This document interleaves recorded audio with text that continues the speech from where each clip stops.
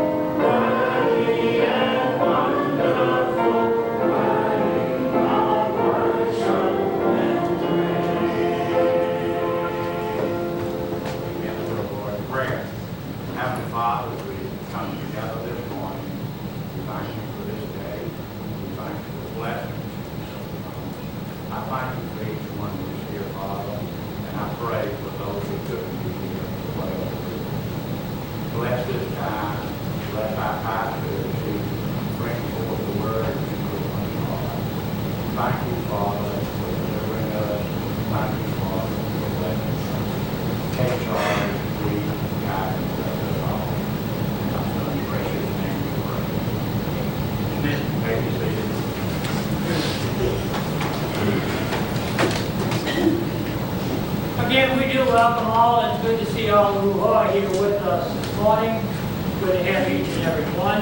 In the way of announcements, just a few things that are taking place or happening in the bulletin. Just to make a note, for today, after the morning worship, we'll have a banquet, just cause a get-together, basically the first one since Archie and Trina in this building, so it's good to come together. So hopefully everyone can and will stay for it. October the 6th, there will be no school. I think it's Parish Band Day, so October 6th, no school. And October 13th, they have a day at school. We will, in our collecting for Georgia Barnett, this is mission work being done in Louisiana, and we have collected $220 so far. We will, I guess, we'll collect it until next Sunday.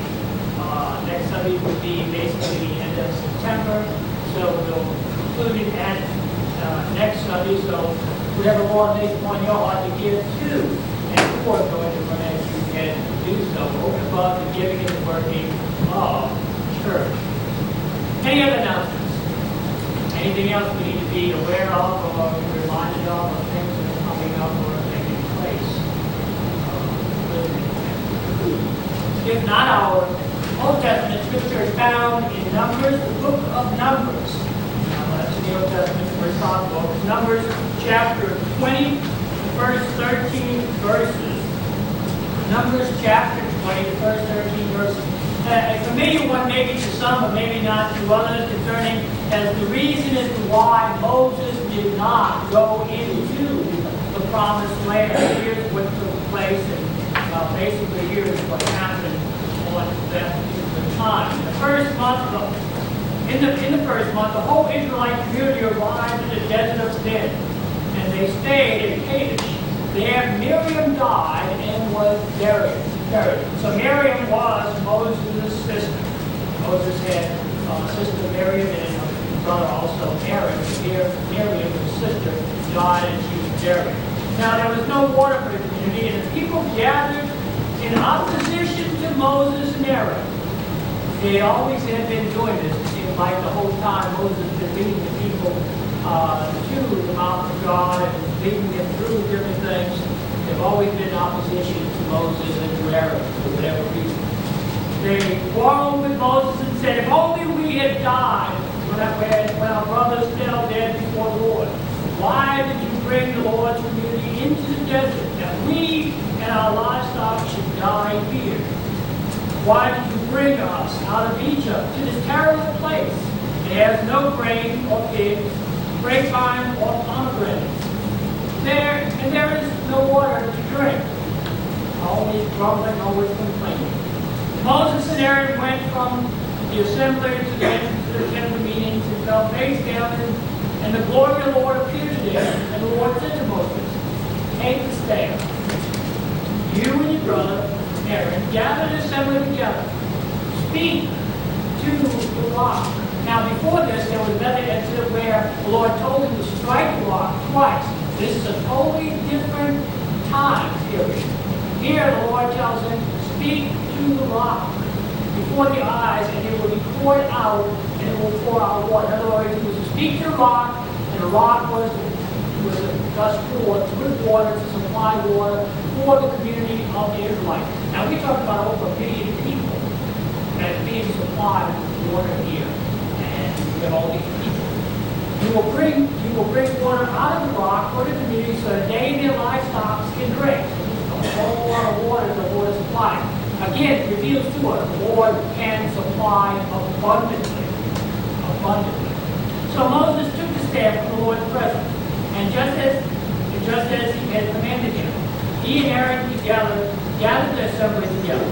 Now in front of the rock, and Moses said to them, listen, you rebels. Now he's really upset with them because of their complaining and all the things they've done. Listen, you rebels, must we bring you water out of this rock? And Moses raised his arm and struck the rock twice with the staff.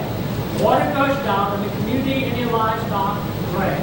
But the Lord said to Moses and Aaron, because you did not trust me enough to put me as holy in the sight of the Israelites, you will not bring this community into the land I will give them.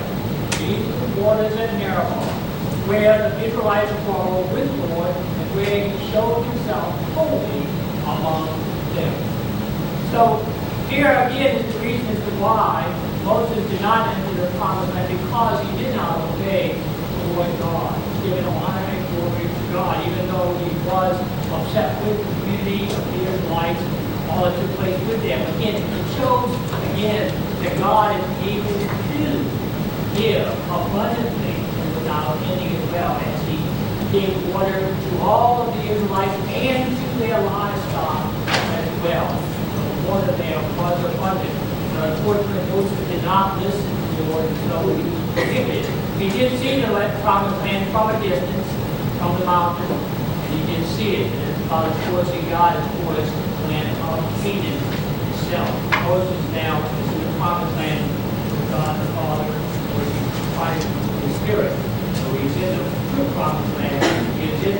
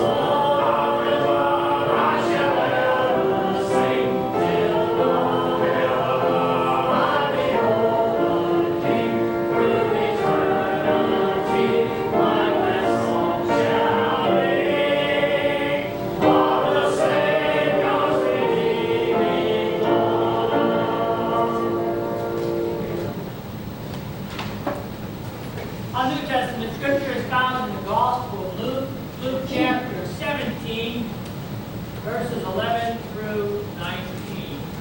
Luke chapter 17, verses 11 through 19. Here again, looking at the Word of God and applying to our lives. Starting here with the healing and always giving thanks to the Lord for the many things that our God has done. Now, on his way to Jerusalem, Jesus traveled along the border between Samaria and Galilee. As he was going into a village, 10 men who had leprosy met him. They stood at a distance and they called out in a loud voice, "Jesus, Master, have pity on us." When he saw them, he said, "Go, show yourself to the priest." And as they went, they were cleansed. One of them, when he saw that he was healed, he came back, praising God in a loud voice. He threw himself at Jesus' feet and thanked him. And he was a Samaritan. Jesus asked, "Were not all 10 men cleansed? Where are the other 9? Was no one found to return and give praise to God except this foreigner?" Then he said to him, "Rise and go. Your faith has made you well." Always give thanks to the Lord for all things, minor and major. Never stop praising Lord God for all that he has done and all that he is doing in our lives and has done in our lives as well. Many times we forget to thank the Lord for even just the smallest of things, or in our hurry up and going different places, we forget to acknowledge he is one God. Always giving thanks and praise the Lord. In the way of prayer, in the back of your bulletins, there are written a few. I'd ask that you remember these and many others. I'd ask that you continue to remember Miss Joyce and Miss Hattie, both at the North Shore Home Living Center. They both need our prayers, so remember them, as well as all the hospitals, nursing homes, private homes, and what, with people in such situations as that. Gail and Paula's Flossing continue to hold them in prayer, and Gail takes care of her mom. Her mom, I think, is 95 years old, and she being taken care of by Gail, and I'm sure others as well. She may know. So remember these many people, the many men and women in the military and their families. Remember them in prayer. Pray for them. Pray that over will go on in their lives as well. Again, many prayer requests that are written down. Pray for them. The many who are in need of salvation, friends, family members, co-workers, and even people we've never met, pray for salvation. So many, all unspoken prayers, many things that you lift up in private. Others that you would like to share with us this morning, prayers of concern or of thanksgiving. Our friend Darlene, she's having my shoulders that Sunday. She was talking to me yesterday, and tears in her eyes, and how I told him this. He's older, my son was. Oh, wow. That's always hard. Yeah. Yeah. She's having a problem. Remember the family and prayer. Others. Other prayer requests concern giving.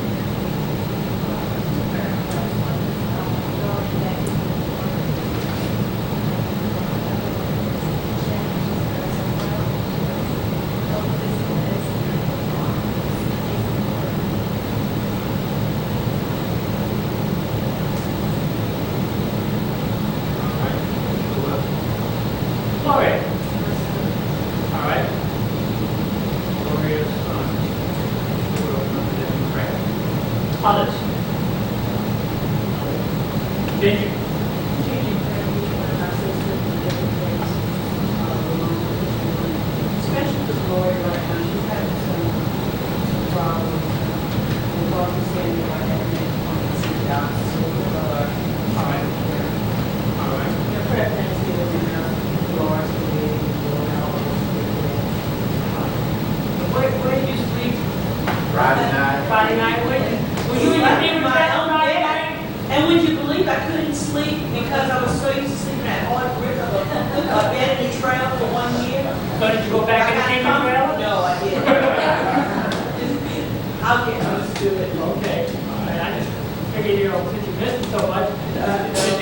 the face, everybody was in the room, you probably go back in the trailer and just say, hey. No. We're good.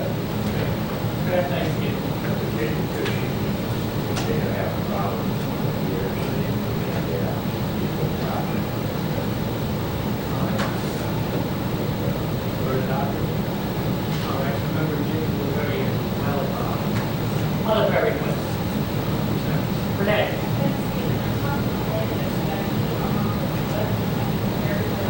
Okay. Good. Yeah, good to see you all. Good to have you all with us, and it's good to have all of you. Melissa, how are you doing? Good. And do we know what the baby is? We had guesses for the ultrasound test, but we're guessing it's a girl. But no death. But no definitely. I'll go out by present for girls yet. The last one I had, they didn't see any boy parts, but she said that doesn't matter. Okay. Well, maybe something's definitely okay. His sister actually had her baby in Okay, so, oh, good, good. Healthy girl. Other very good. Anyone else? Again, just remember each other, pray for each other during the course of the week. Remember each other in prayer and pray for many people still rebuilding, many people still fighting on their feet, trying to get things back together as well. Darlene and Bruce Armstrong are in Oklahoma City. They went this past week, so they're there. They're going to be coming back next week. So remember them in prayer, and they will be traveling back from Oklahoma City. So pray for them and for them. And they are still in need of help in their house as well. They are still in need of help, so they have not moved to their house. So remember them in prayer and pray for them also in rebuilding their house. Let's go, Lord, in prayer. Almighty God, we come before you in the name of Jesus. Lord Jesus, we lift up all the prayers before you. We lay them at your feet. We ask for your will, for your help, for your grace, and for your mercy. We pray for those that are dealing with different types of physical ailments and physical problems. We lift them all up before you. Those in nursing homes, hospitals, and in their own homes that are being taken care of. We pray for them. For the men and women in the military, their families, continue to be with them.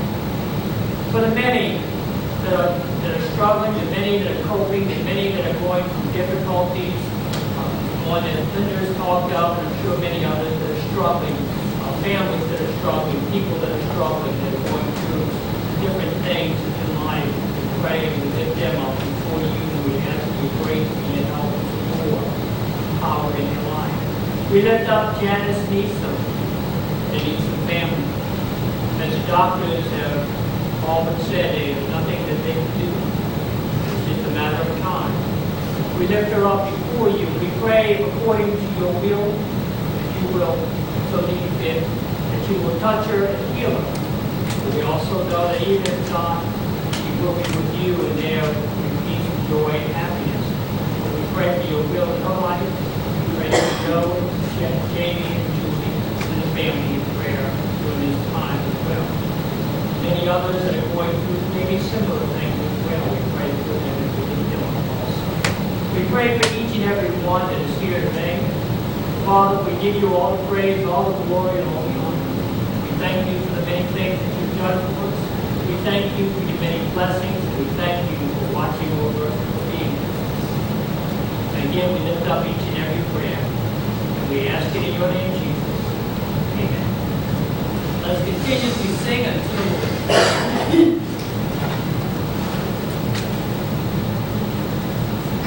All story hymn, turn to 484. Let's stand as we sing Higher Ground.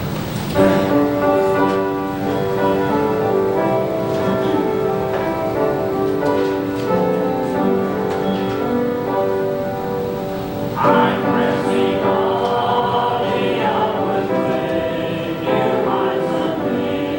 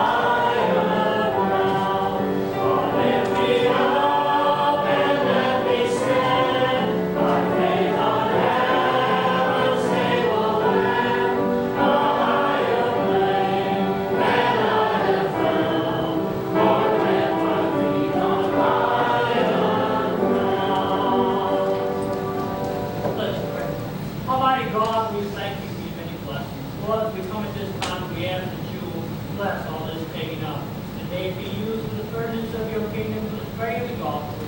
In the name of Jesus. Amen.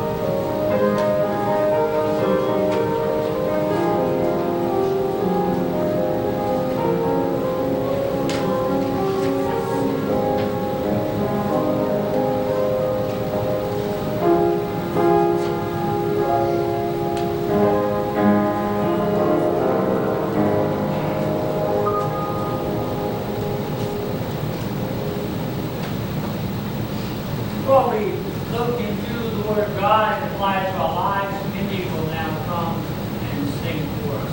As she is coming, I'd ask that if you have not turned off your cell phones or beepers or whatever, please do it. So at this time, either put them on vibrate or mute, and that way we're not interrupting the service. Thank you.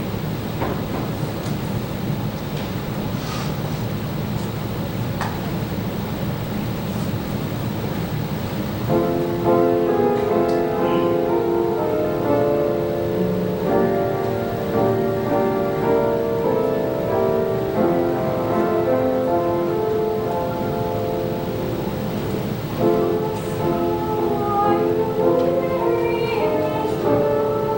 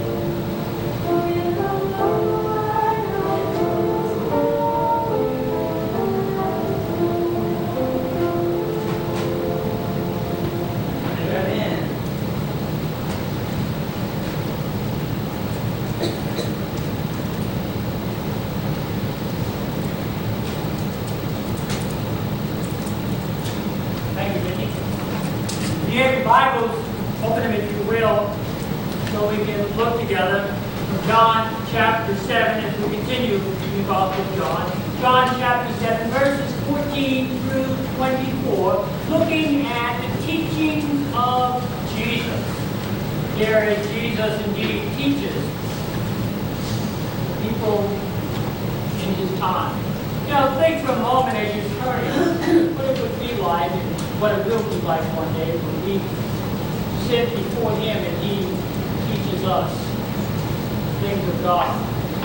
Now we have just a little bit of the Bible, the things, the teachings of God. We do not know all things. But these people were blessed and they were honored to have Jesus teach them the things of God. They were honored and they were blessed to have God sit before them and to teach them these things. Revelation. But yet, unfortunately, many of the people back in the days of Jesus did not fully understand because it was spiritually discerned. Because they did not believe in Jesus as the Messiah. And in order to truly understand things in the Word of God, you must believe in God. You must believe in Jesus Christ. You must believe in Him in your heart, in your life. You must take it by faith. John chapter 7, verses 14 and following, here again recorded what took place. It says, "Not until halfway through the feast did Jesus go up to the temple courts and begin to teach. The Jews were amazed and asked, 'How did this man get much learning without having studied?' Jesus answered, 'My teaching,' or some of you may have my doctrine, "is not my own. It comes from him who sent me. If anyone chooses to do God's will, he will find out whether my teachings come from God or whether I speak on my own. He who speaks on his own does so to gain honor for himself. But he who works for the honor of the one who sent him is a man of truth. There is nothing false about him. Has not Moses given you the law? Yet not one of you keeps the law. Why are you trying to kill me?" "You are demon possessed," the crowd answered. "Who is trying to kill you?" Jesus said to them, "I did one miracle, and you were all astonished. Yet because Moses gave you circumcision, though actually it did not come from Moses, but from a patriarch, that is from Abraham. Abraham was the beginning of circumcision, that's the way this is done. You circumcise a child on the Sabbath. Now, if a child can be circumcised on the Sabbath, so that the law of Moses may not be broken, why are you angry with me for healing the whole man on the Sabbath? Stop judging by mere appearances and make a right judgment." Interesting. Here we see what's taking place here, what Jesus does. Jesus does go up to the Feast of the Tabernacle, and he begins to teach the people the awesome things of God. Now again, when did he go? He went when it was the right time to go. Remember, we mentioned this last week. It was not the right time for him to go with his family to make all of his announcements and everything else. He went secretly. He went to what? So he could teach. So he is able to tell other people. As they listened to Jesus and his teachings or his doctrines, they were amazed. They were taken back by the fact that Jesus was not educated in the school of prophets. You see, they did have a school back there in university called the School of Prophets, in which the Jewish people who decided or were called to go into the priesthood or to be of that thing. They would go to this prophet or to sit under the feet of a rabbi. All sat under the feet of Gamaliel. Now, to sit under the feet of a rabbi was meaning to be taught by that religious leader. he would instill into him things that he needed to do. So Jesus neither went to school, nor did he sit under the feet of a rabbi. And so, as to being educated. But yet here, we see that they were amazed and taken back that he was so educated and taught as one who had the knowledge of the things of God. Now, what is it that they missed? They missed what so many people miss today. Of course, he had the things of God because he was God who came in the flesh. And this is what so many people, even in religion, in the Christian walk, they missed the same thing as well. Jesus could because of who Jesus was. This is why he was able to do this. He is the beginning of knowledge. Jesus is knowledge. Without Jesus, you have no knowledge. You are nothing without him. He is the beginning and the end. Remember what he said. Remember what it said takes place in Revelation. I am the Alpha and the Omega. I am the beginning and the end. And not just the things in the world, but of everything, including knowledge. It is Jesus who gives us the knowledge that we need. It is he who gives us insight. It is he who is able to do what no one else can do. So, in today's term, what we see here, since Jesus did not go to seminary or ordained by any church or person, they questioned his credentials. They challenged his authority to teach, but also they rejected his claims that he was the Messiah. Pharisees and Sadducees alike were together in this. Even though there were differences, they were together in this group here. They denounced Jesus as the Messiah. They rejected him totally. So today, by God's grace and his power, let us look at these few verses as they're being taught by the Word of Christ, and may we apply them to our lives today. Three things we need to look at, and three things are revealed to us, and there may be other things in here that may come out at you as the Lord God, through the power of the Holy Spirit today, gives you this insight. First of all, if you notice in verse 16, Jesus' teaching, or Jesus' doctrine, however you want to put it, his teaching. And notice, Jesus' teaching did what? It came from God. It came from heaven. It was divine authority. Divine. From God himself. What Jesus is teaching the people and teaching us is divine revelation from God the Father. Now, true. This is divine revelation. This is the Word of God. We do not have all the answers. Not everything is revealed to us. But what is revealed to us is what we need in life today. And that is that we need Jesus Christ in our hearts and in our lives. That's what is revealed. What is revealed is that God did send Jesus on this earth. That God did provide a way for salvation. And this comes through Jesus Christ. Again, here Jesus is teaching his doctrine sent from heaven to earth to give us a clear message from God. He also gave a clear message to the people in his day as well. Can you imagine the many, many times Jesus spoke to the people on the mountainside, in the synagogues, in their houses, in the streets, and many other places? Can you imagine? All of that was the revelation of God given to the people. Did they comprehend it? No. Did they apply it to their lives? No. Instead, they rejected it because they rejected Jesus. This was the teaching that God so sent to Jesus Christ. And of this he said, "This is my Son in whom I am well pleased." Jesus being equal with God, who was God who came in the flesh, could have said very easily in the statement, this is my teaching and the Father. This is what we are teaching you. He could have easily said, these are my sayings.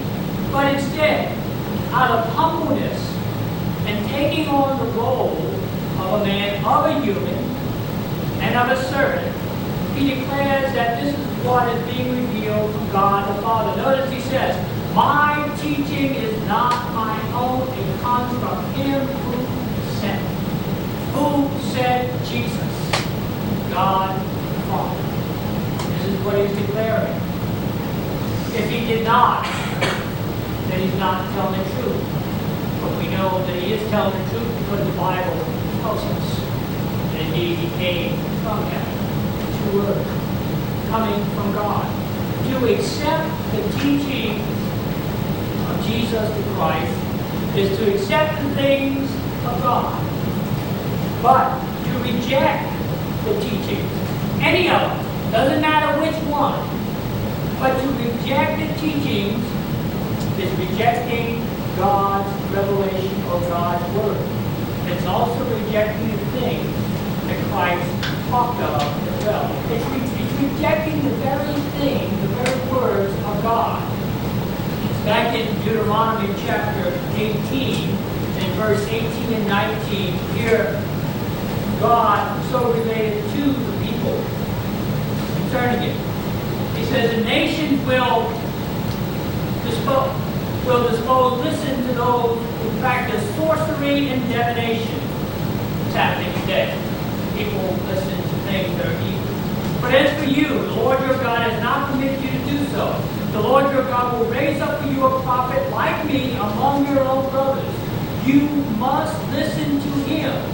For this is what you asked of the Lord your God at Horeb on the day of the seventh when you said, let us not hear the voice of the Lord our God, nor see the great fire anymore, or we will die.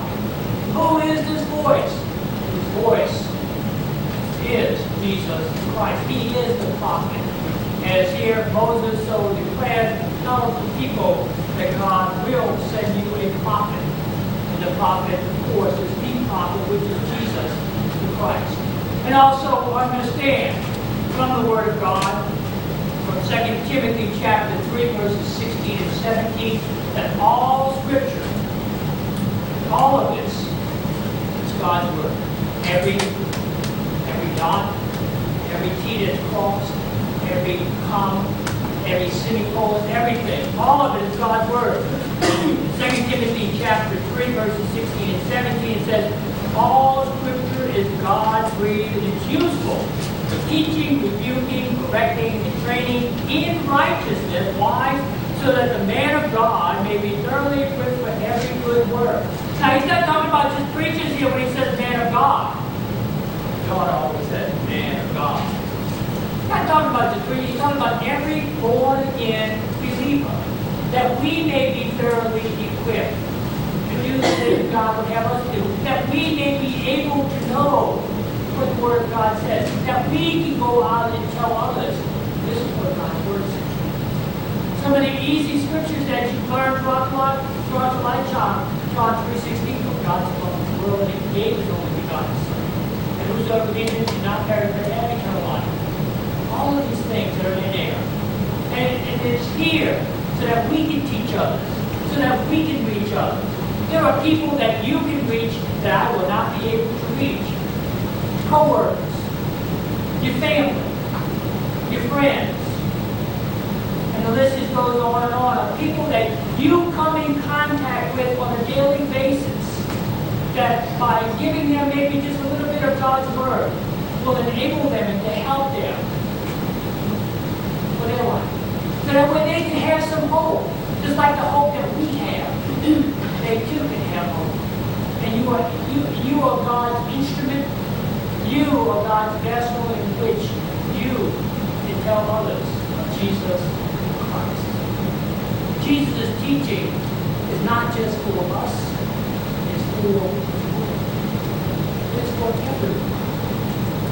What is the Great Commission that Christ told us? Go ye therefore to all the nations, baptizing and making disciples. How do you make disciples? Easy. You tell them about Jesus. Tell them what Jesus has done for you. Knowing Christ in your heart, in your mind. This is what we're to do. This is what we should want to do. We should want to go and tell others of Jesus because of what He has done in our lives. Teachings of Christ. Simple, yet not really complex, yet has a whole lot of hope and healing within this word. Second thing that we see in verses 17 and 18 is Jesus' qualifications.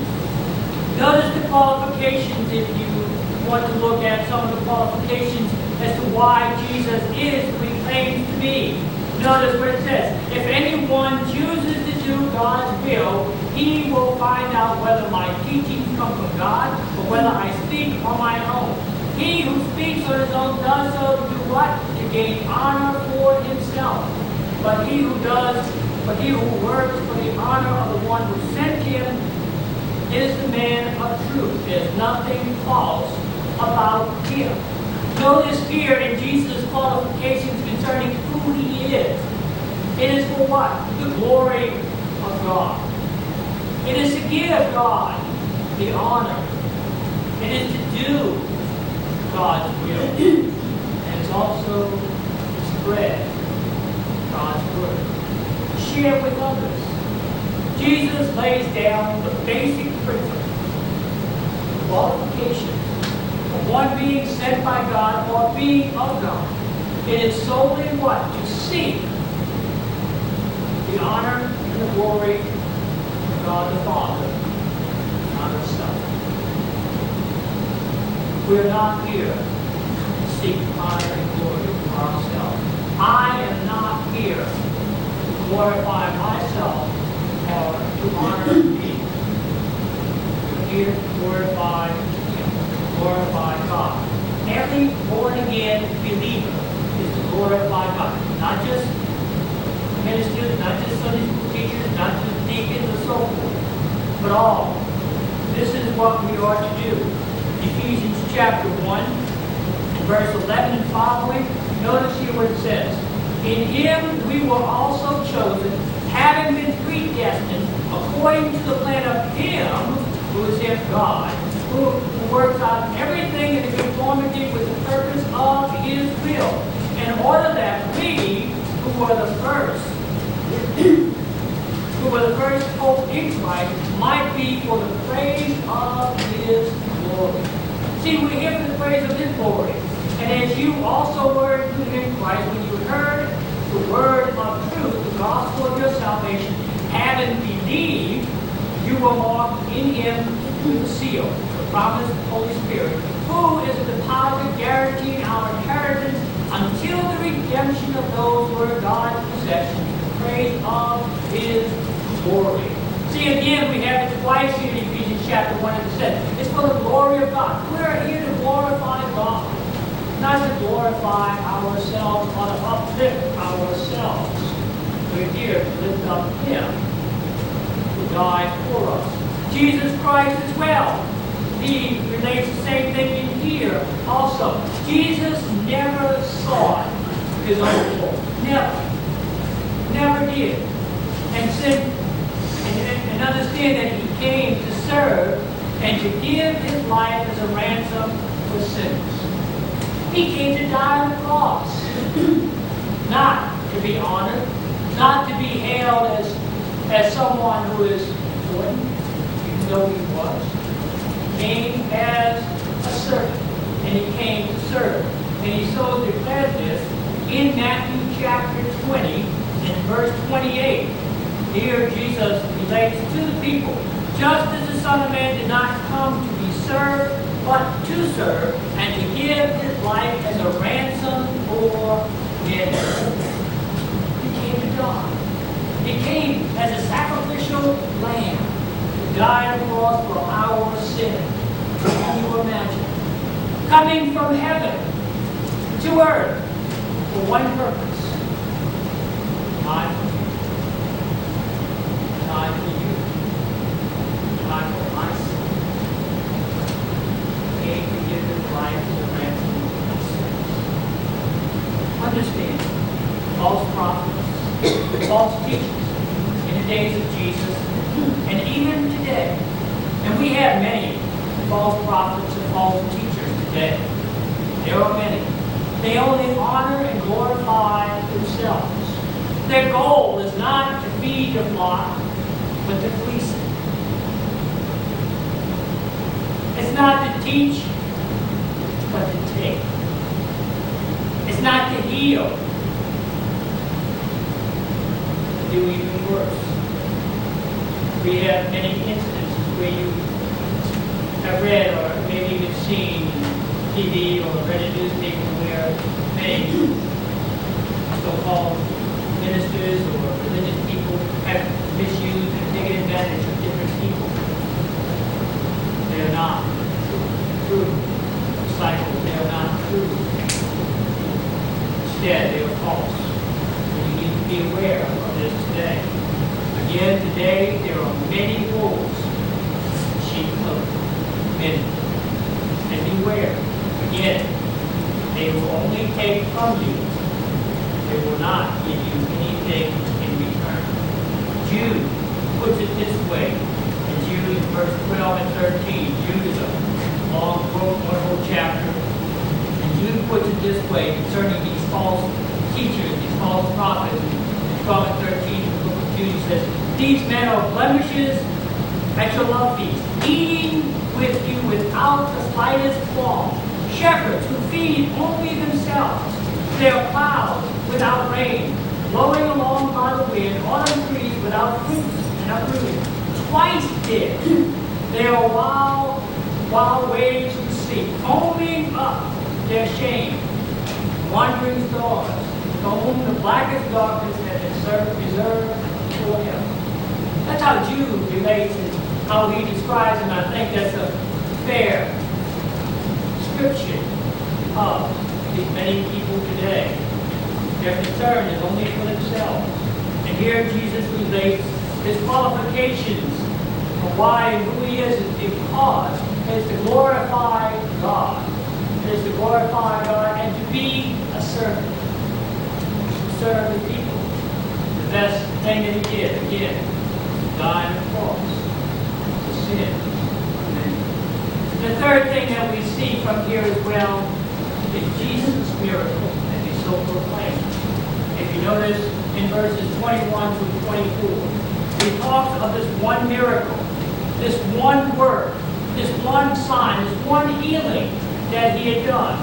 And of course, Jesus is referring here to the healing of the paralyzed man, or the indolent man, or the lame man at the pool of Bethesda, back in John chapter 5, where he asked the man if he wanted to get healed. He said, there's no one in there. Put me in the water when the water is stirred. He told the man, pick up your mat and walk. The man took up his mat and he walked. And he did it on the Sabbath. The Jewish leaders accused Jesus of breaking the Sabbath and breaking God's law because he told this man, when he healed, take up his mat and walk. And he healed on the Sabbath. This one miracle and the many other miracles Jesus did perform were done why? It was to show that he was from God, and all of this done was indeed from heaven itself. It was a divine healing of God that Jesus Christ was, in fact, who he claimed to be. And all of this was to honor and to reveal to the people God the Father is here. He does see misery. He does see the things that are going on and taking place. Again, all that Jesus did was to do what? It was to teach the people about God. The things we have written in the Bible is to teach us about the things of God. In here are the things of God. And unless we read them and put them into our hearts, or unless we put them into our minds, what good does it do to have these awesome things of God and just let it sit look at it and say, pretty good. It does no good unless you feed it. If you are hungry, it does you no good unless you eat food. If you are thirsty, it does no good unless you drink water. Same thing. It does no good unless you read it yourself. Apply it to your lives and your hearts as well. Again, all that Jesus did was to teach the people the things of God, to give sight to the blind, to feed those who were hungry, to give water to those who thirst. Like he told the woman at the well, if you had known who it was who was here with you and you would ask him, he would have given you living water. Jesus wants to give, not take. He did give. He gave himself. Jesus came not to take from you, but to give to you life everlasting. He came to give his life on the cross, so that through him you may have life and have it abundantly. All this will be done how? By faith. By faith. Faith not in me, not in each other, but by faith in Jesus Christ. By putting trust in him. By knowing him, Lord and Savior. By trusting him for eternal life. The question is, do you know Jesus Christ today? Not just here, but do you know him in your heart? Does he live in your heart? Have you truly repented of sin? Have you truly given your heart, your life, to Jesus? Let us pray. Almighty God, we come before you. We thank you for all that you've done and all that you have revealed to us. If there's anyone here this morning whom you have spoken to and revealed yourself to, I pray that by your grace, by your power, for your glory, they may come unto you, and that they will embrace you today as Lord and Savior of their life. We ask it in the name of Jesus. Turn to hymn number 287. Take my life, lead me, Lord. Whatever the Lord is speaking to you today, do. You come as we sing all the rest.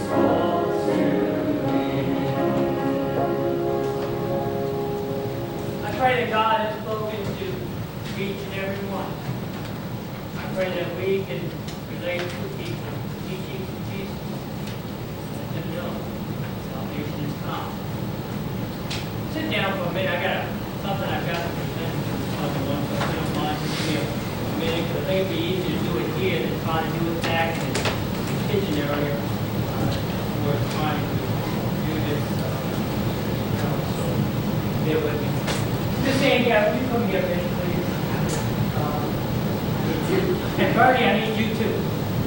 Yes, you. I need you too.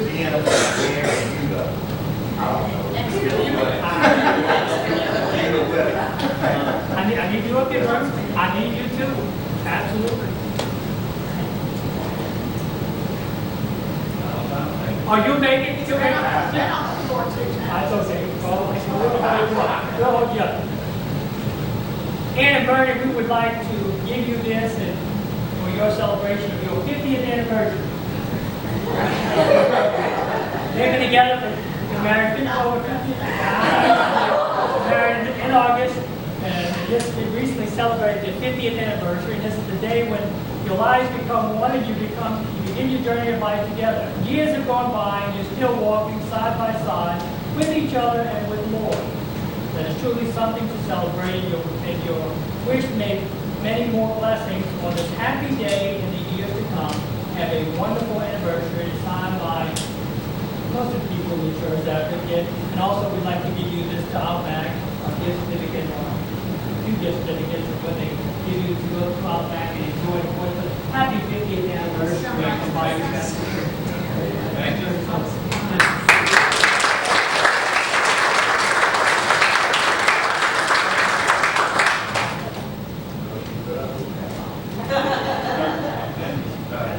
I think it's wonderful when people can reach their 50th anniversary. Happy 50th anniversary. Let's all stand. I think the ladies or whoever, they'll be getting everything all sorted out in the back, and then once everything is all ready, we'll have prayer in the back, food in the back. Now, lead us in the closing prayer again.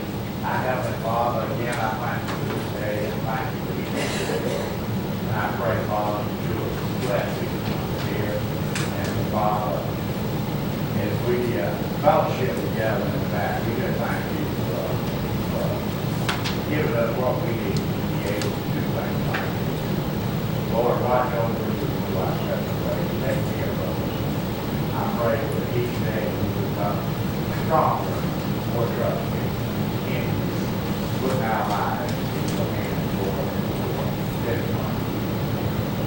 Lead us, guide us, bless us, and I love precious name we pray.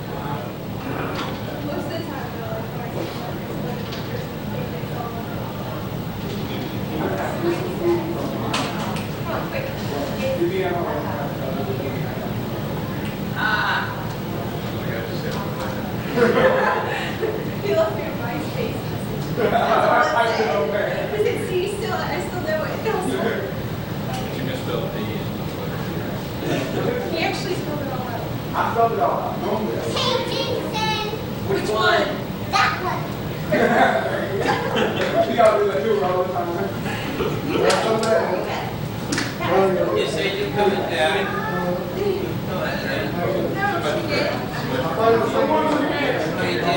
Do you have the cassette player? Cassette player? Yeah. I got one instead of wait off on everything. CD on with it. How do I back up in this thing? I had it a long time. A CD player? I'm used to looking. Yeah, you four-way. Better than CD? Yeah. Well, no, not really. I like CDs. How much do I see? Yeah, they remind me of the old time. I got a cassette player on top of it. You don't know how to ever turn it down. Can't turn it down. So you can't. Mama might have done that so she could listen to some good Christian music. Because they go on. You can write a cassette player. You can write a cassette. I don't know if I can run that. Yeah. I try. I hard, please. I know. We go with like this.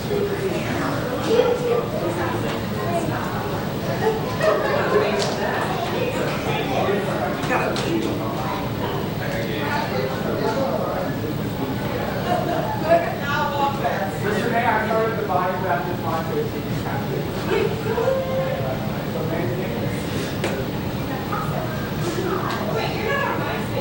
Yes, she is. She is. I do not have a page. I just joined so I could look at Joey's page and Zach's page. But maybe while Joey's here, he can help me get my page.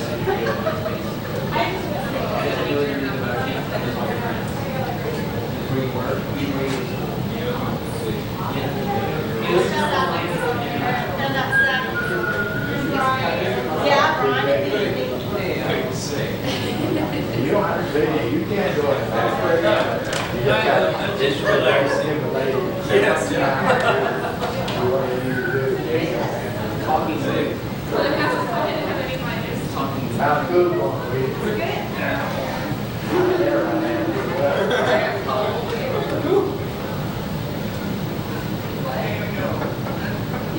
Did you just call him sweetie?